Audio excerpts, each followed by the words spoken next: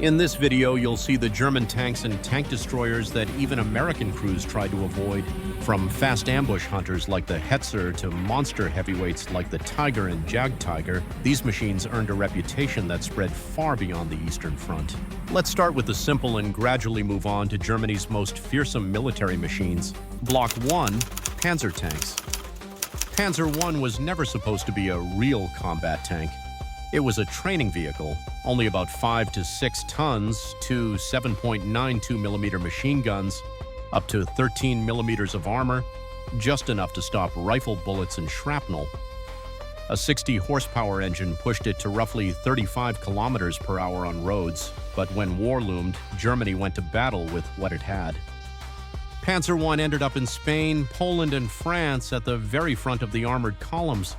Against enemy gun-armed tanks, it was badly outclassed, yet it gave German crews their first real experience of fast armored warfare. In Spain, there were even experiments mounting captured 20mm guns on Panzer I, a desperate attempt to turn a trainer into a real tank. Panzer III IV started life as the Czech LT Soleil bis 35 and was taken over after Germany absorbed Czechoslovakia. It weighed about 10 tons, with a 37mm gun, up to 25mm of armor, and a 120-horsepower engine.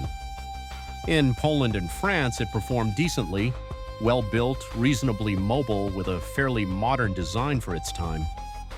On the Eastern Front, though, its complex pneumatic systems and suspensions struggled badly with mud and freezing temperatures. What looked elegant on paper turned out to be far less happy in Russian conditions. Panzer II was designed as a stopgap until proper medium tanks arrived, and accidentally became the workhorse of early Blitzkrieg. It weighed around 9 tons, carried a 20mm autocannon plus a machine gun, had up to 30mm of armor, and used roughly a 140-horsepower engine, giving it about 40 kilometers per hour on roads. In Poland and France, Panzer II was the face of German tank forces. It chewed through light vehicles and infantry, but as enemy armor got heavier, the 20mm gun and thin armor became obsolete. The hull, however, lived on. The same chassis was turned into Wespa self-propelled guns and Marder II tank destroyers, giving this temporary tank a surprisingly long career. Panzer III was Germany's first truly serious medium tank, purpose-built to fight other tanks. Depending on the version, it weighed 20 to 23 tons, carried a 37mm or later a 50mm gun, had up to 50mm of frontal armor, and used a 300-horsepower engine, reaching about 40 kilometers per hour. It formed the core of panzer divisions from 1940 to 1942 in Poland, France, North Africa, and early on the Eastern Front. Its key advantage was the 3-man turret, commander, gunner, and loader.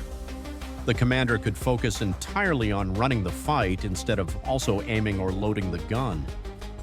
That crew layout became the standard for many post-war tanks worldwide.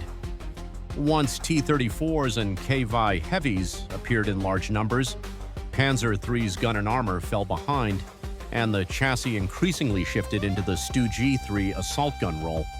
Panzer IV began life as an infantry support tank and ended as Germany's main battle tank. It weighed about 25 tons, carried a 75mm gun, short-barreled for high-explosive shells at first, then long-barreled for anti-tank work, with up to 80mm of frontal armor and a 300-horsepower engine. It fought everywhere: North Africa, Stalingrad, Kursk, Normandy, and all the way to Berlin. When the Wehrmacht needed a versatile, mass-produced chassis to carry a howitzer, an AA gun, or a tank destroyer cannon, they almost always started with the Panzer IV hull. If one tank deserves the title of main German tank of World War II, it's not the Tiger, it's the Panzer IV. Panzer V. Panther was born as a direct answer to the Soviet T-34, a 44 to 45-ton medium tank with a long-barrel 75mm high-velocity gun, 80mm of well-sloped frontal armor, and a 700-horsepower engine. It was closer to a heavy tank by weight, but intended to be the top-tier medium. Panthers first went into combat at Kursk and immediately showed teething problems. engine fires, transmission failures, track issues. Once those were ironed out, though, the Panther turned into one of the most dangerous tanks of the war. Its gun could knock out most Allied tanks at long range, while the sloped front armor shrugged off many incoming rounds. Its weaknesses were thin side armor and a complex maintenance-heavy suspension, which Allied crews tried to exploit with flanking attacks and ambushes in forests and towns. Panzer VI Tiger I is the tank everyone recognizes, the icon of German heavy armor. Weighing about 57 tons, with a famous 88mm gun, up to 100mm of frontal armor, and a 650 horsepower engine, it was a monster by early war standards.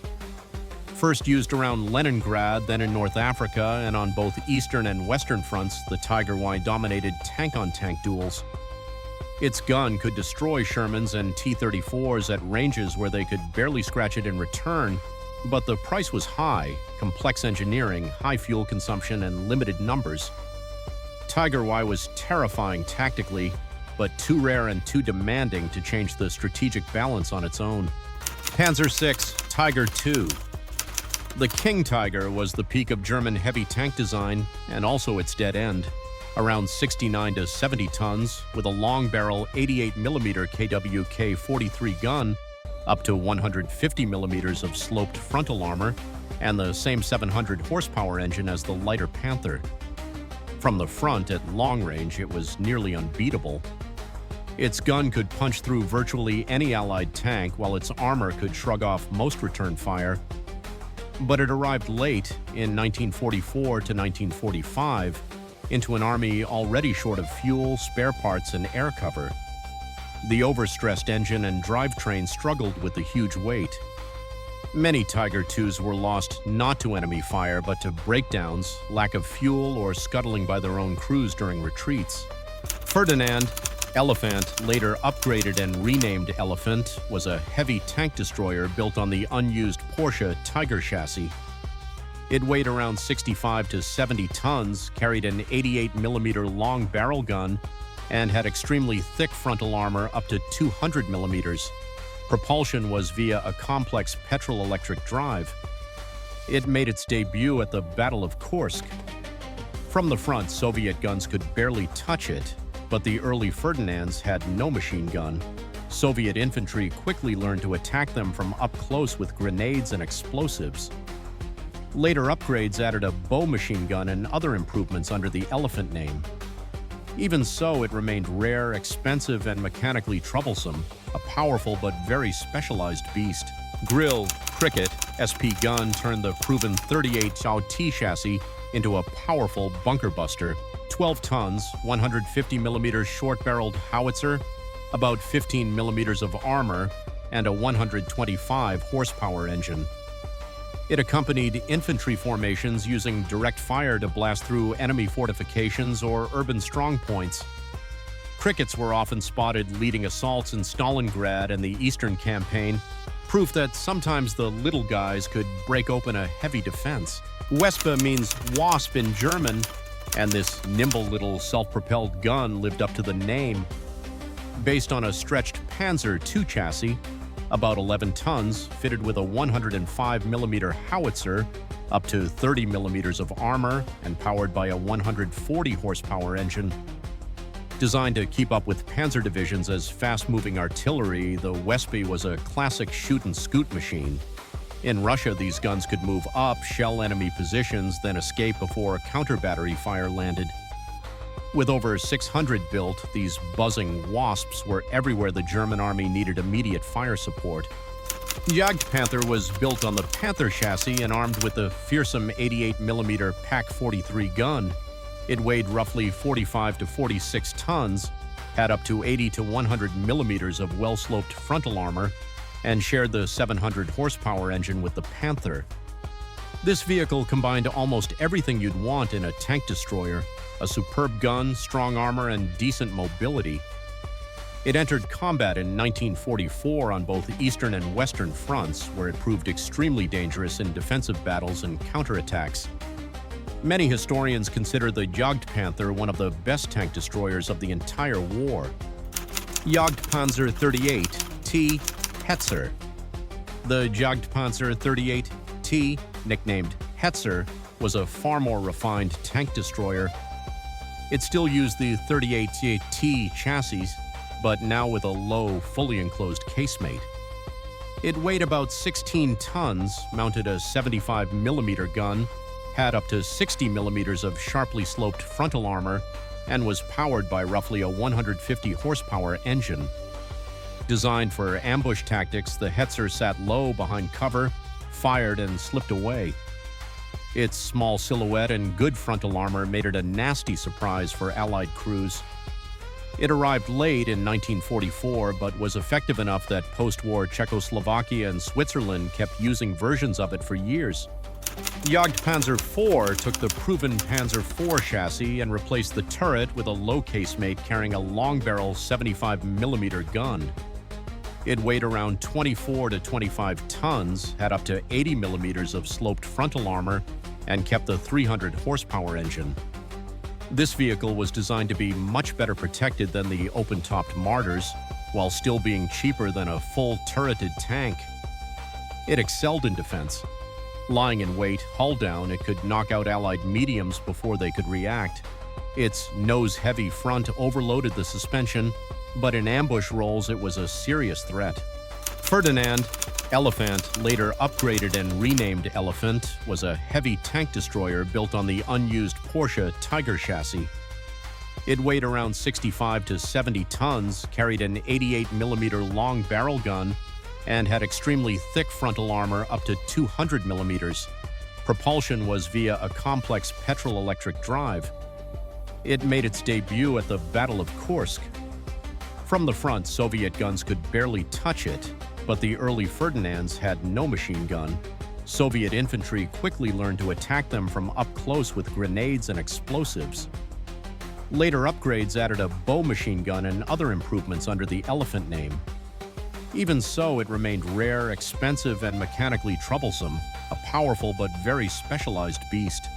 Martyr II is what happens when you bolt a powerful anti-tank gun onto an obsolete light tank.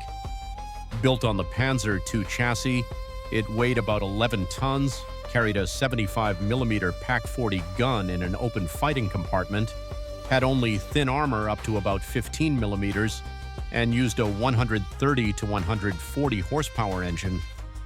It appeared in 1942 as a quick fix once Soviet T-34s began showing up everywhere. The crew was badly exposed to shrapnel and aircraft, but the gun could penetrate contemporary medium and even heavy tanks at decent ranges. Martyr II wasn't elegant, but it put serious anti-tank firepower where it was urgently needed. Martyr III did the same trick as Martyr II, but on the better Czech Panzer 38T chassis. Around 10 to 11 tons with a 75mm German gun or sometimes captured Soviet 76.2mm guns, thin armor around 15 to 20mm, and a 125 horsepower engine. It served mainly on the Eastern Front as a mobile fire support and anti-tank platform. The chassis was reliable, the gun was deadly. The weak spot was again the open top that left the crew vulnerable. Martyr III is the definition of a wartime compromise. Strong gun, cheap hull, minimal protection. Thanks for watching. Like and subscribe so you don't miss the next video where I'll reveal a new secret about Hitler's aviation. See you soon.